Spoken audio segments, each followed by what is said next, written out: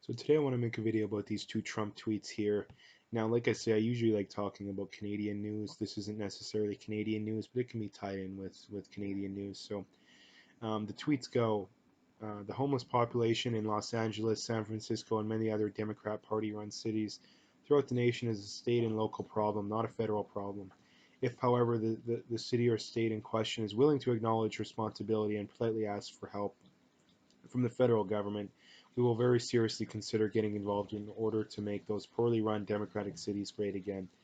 Now, the first thing I'd point out here is for all those people who think that Trump is this cold, a-hole kind of guy, that doesn't really come off as that kind of thing. All he's asking is for you guys, or not for you guys, for you people on the left with your crazy socialistic, whatever left wing, whatever kind of policies you want to call them, to admit that they didn't work, and that yet we this federal government can come in and help you guys, and assuming that you don't do any more stupid, crazy, far left, government policy kind of stuff.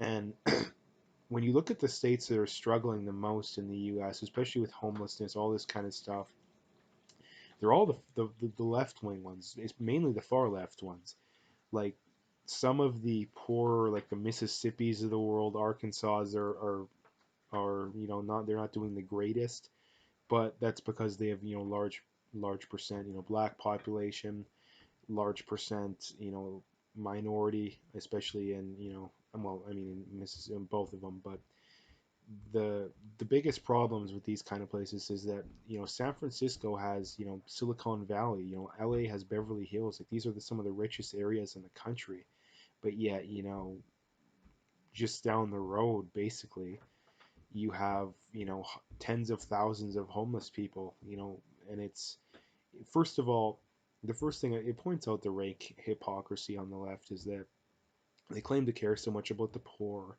and you have the Bernie Sanders of the world, and that they're basically their entire worldview is based around the gap between the rich and the poor is this huge issue, and we need to address it. But yet you have a state, I mean, California has a Democratic supermajority, which means right from the lowest level of government to the highest level of government, at least at the state level, they have Democrats. They can if Democrats want to get it done, they can get it done. There'll be no Republican opposition whatsoever to stand in their way.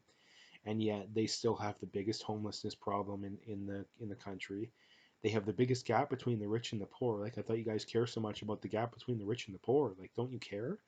Like, it's just such rank hypocrisy that anybody who falls for this kind of stuff either has no ability to think critically, or they're doing it for nefarious reasons. And I mean, depending on who you are, it's most of the time it's just people don't have the ability to think critically.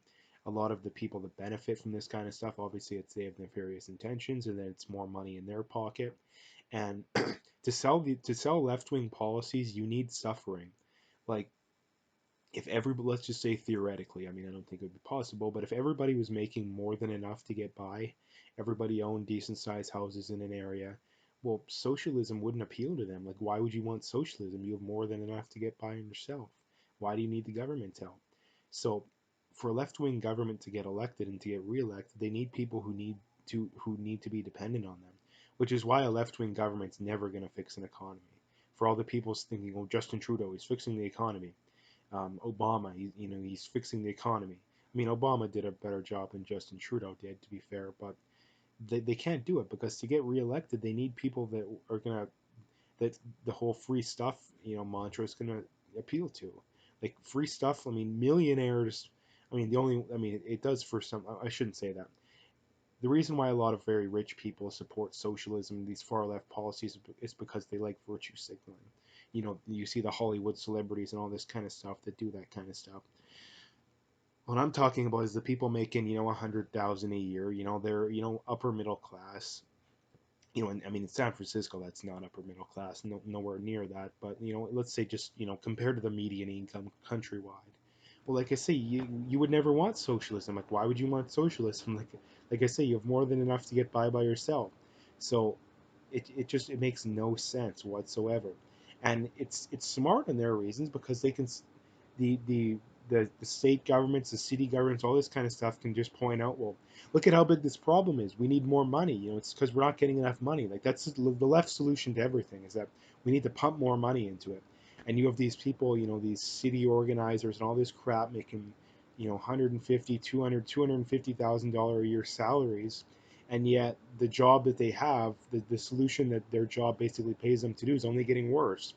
But a lot of people would think, oh, maybe that's, they would think, oh, well, they should get fired. They should hire someone else. They should change that. Someone should really fix that. Well, no. Like their way of thinking is, oh, well, it's because we didn't put enough money into it. It's because we didn't go far enough.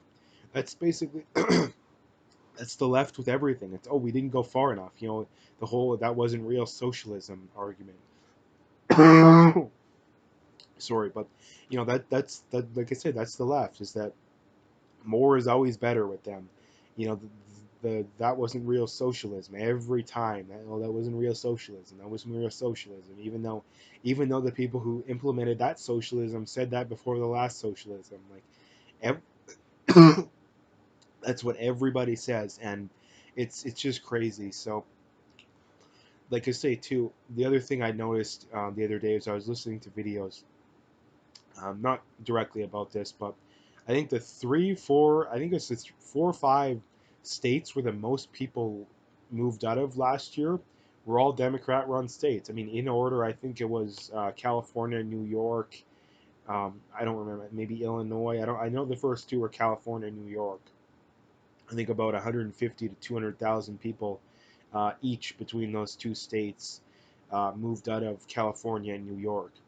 And that's, like I said in that other video I make, is that you have these people that, whether it's from outside the country or in the states, outside the state, even in Canada, you have people who did that too when the oil boom was happening in Alberta. You had a ton of people moving into Alberta to get the cushy oil field jobs. Even though, I mean, it is private sector, so you at least have to perform. It's not like it's a public sector job where you don't even have to do your job good. But the point being is that if these far left policies are so good, don't you think people would want to stay? Don't you think people would want to come there to reap the benefits? Like I say too, like the amount of points that I could go over that contradicts this way of thinking, that the logical fallacies are off the charts. So yeah, like that's kind of the point being is that if these far left policies are so much better, well then why aren't these states succeeding so much more? And that's the thing too. Like if they work so good, then people should want to come there. And you look at Texas is going to be California in probably 20, 30 years.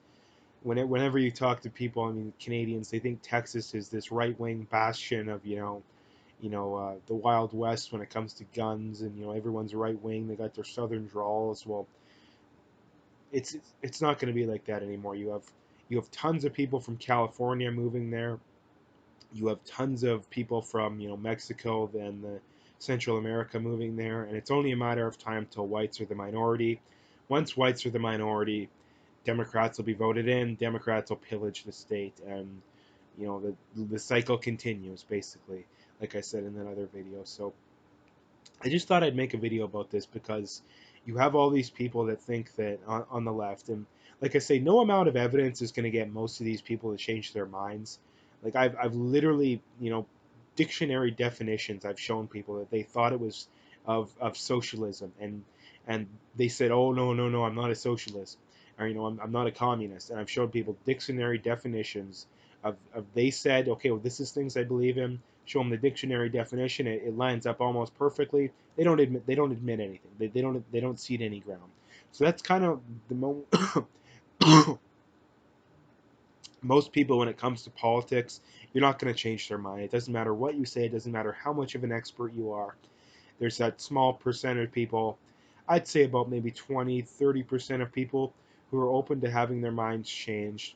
And I think that number is a little bit bigger on the right because a lot of people on the right are a lot more specific. I mean, people on the left are specific in that they want socialism, but people on both sides tend to cede a little bit of ground because the other guy's so bad. But the people in the center tend to be more skeptical of the right than the left because they think that the political paradigm hasn't changed recently, which it has drastically. Like that's other videos in and of itself, but yeah, that's kind of where we're at. So I don't really